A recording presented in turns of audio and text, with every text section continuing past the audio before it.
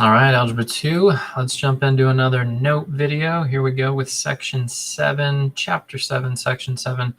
We are once again transforming graphs here, okay? This whole chapter has been about exponential form, logarithmic form.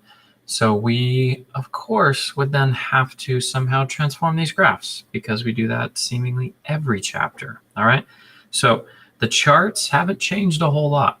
So if you still have these charts memorized, boy, that'd be amazing.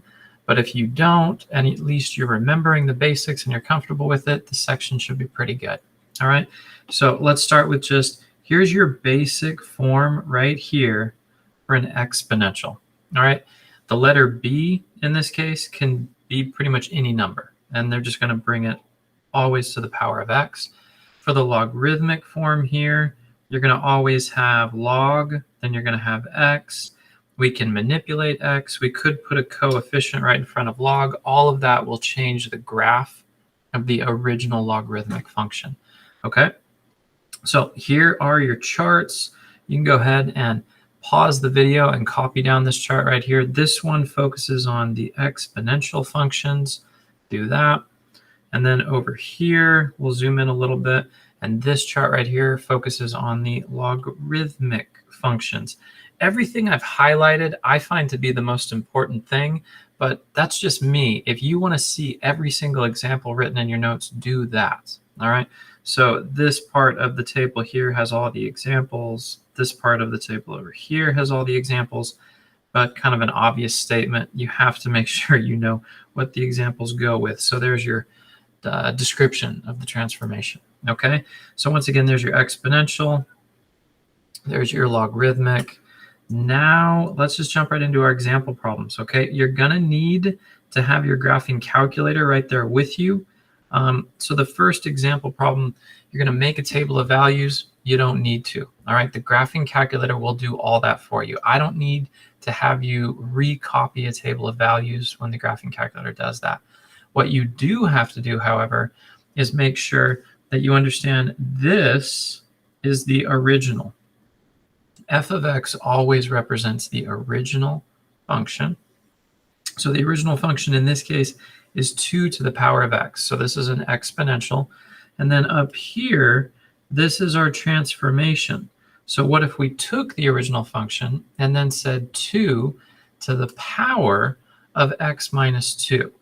All right, and if we look at our exponential functions, that would be in this category right here. X minus something means we're moving to the right. So let's go ahead and show that that is right here. So that is something that you have to reference. When they say, tell how the graph is transformed, this is me telling you how the graph is transformed. Right here, I want to make sure that you get this graph. So plug it into your graphing calculator. That would be plugging this, and you should get a graph that looks just like this right here. Okay. Then they do ask us describe the asymptote.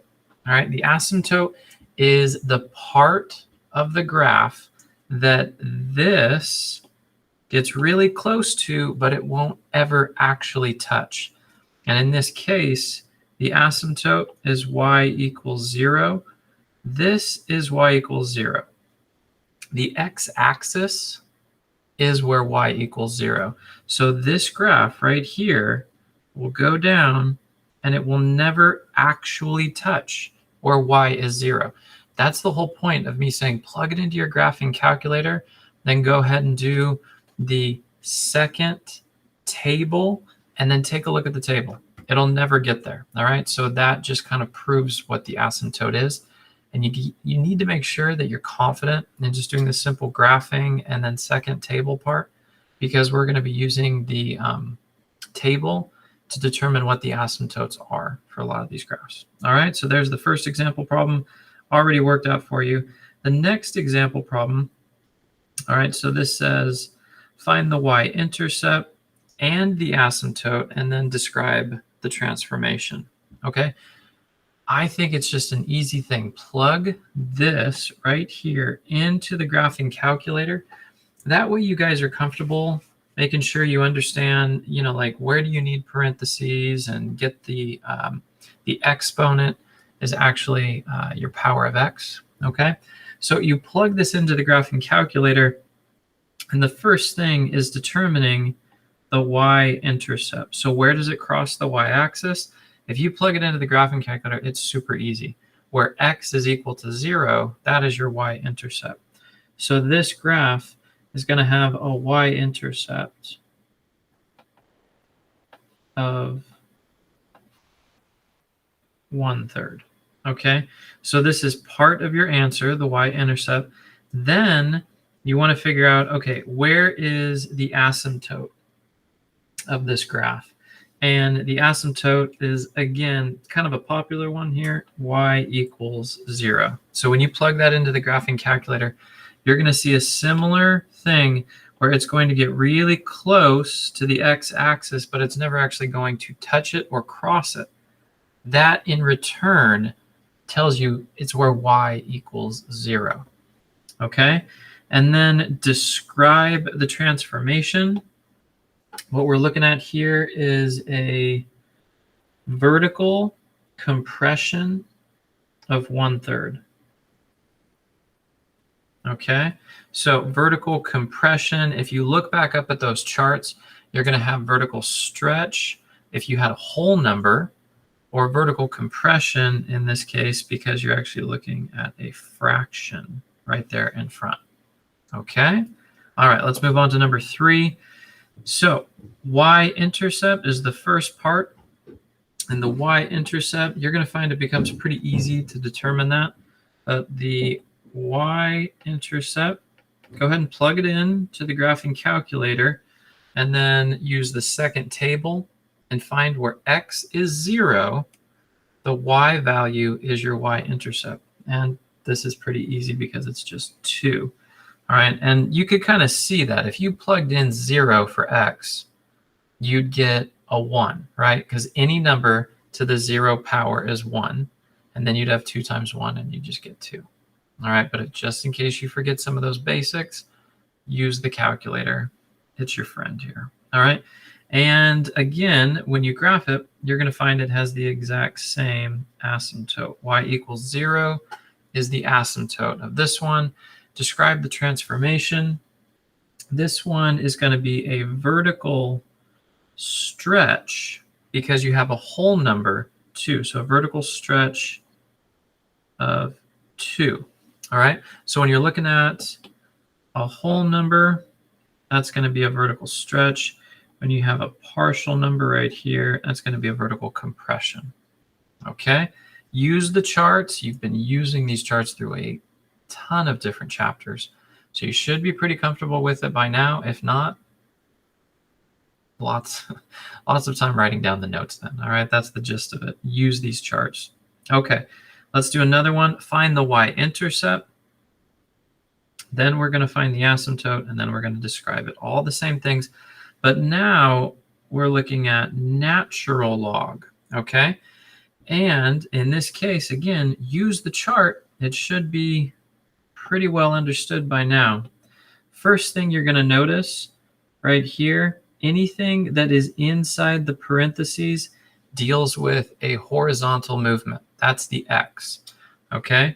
Anything outside the parentheses right here deals with a vertical movement. That's up and down for the y.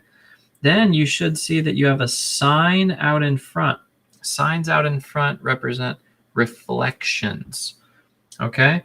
So all of this put together, here's our full description. All right, this is going to be left 1 unit. That's because of the inside parentheses part. This is down 2. That's represented right here by the -2. And then we have a reflection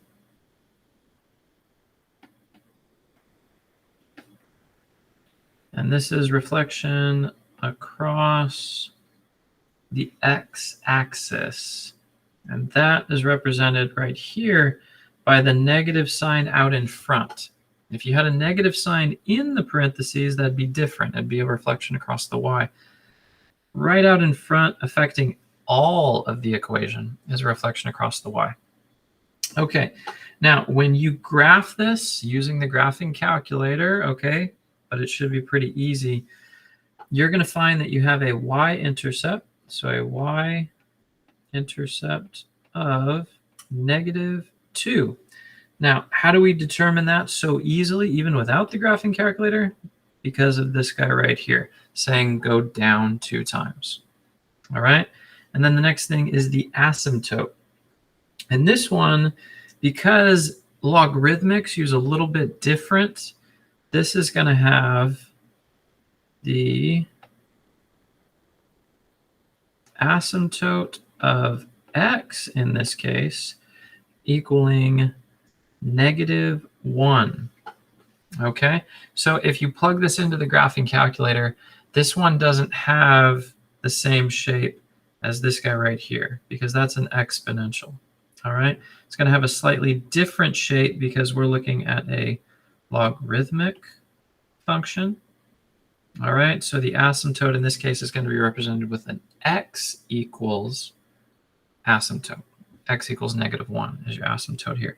And again, use the graphing calculator and use the table because you're going to see that it will never fully get to x equals -1, but it'll get very close. All right, and this is our very last problem here. So now they give us the original function. Here's your original function, f of x equals log x. But now we have to write the translation. They're telling us everything about the translation. First part, 3 units left. So it's horizontal, meaning it's going to go inside of parentheses. All right. So let's go ahead and call this a g of x because that would be the translated function. And we're going to leave a little space just in case we need it. Log, put parentheses x.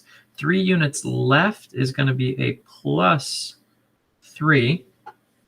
And then looks like all they tell us last part, a vertical stretch. So stretched vertically, factor of 2. So whole number 2, and it's a stretch. Then all we have to do is put a 2 out in front of the log. And that covers the entire transformation of the original f of x function. That's it. That's what I got for you. 5 example problems. Copy it down. Write down questions if you have them. Ask the questions in class. Keep up with these notes because this is going to be your golden ticket for tests. All right. We'll see you guys in the next one.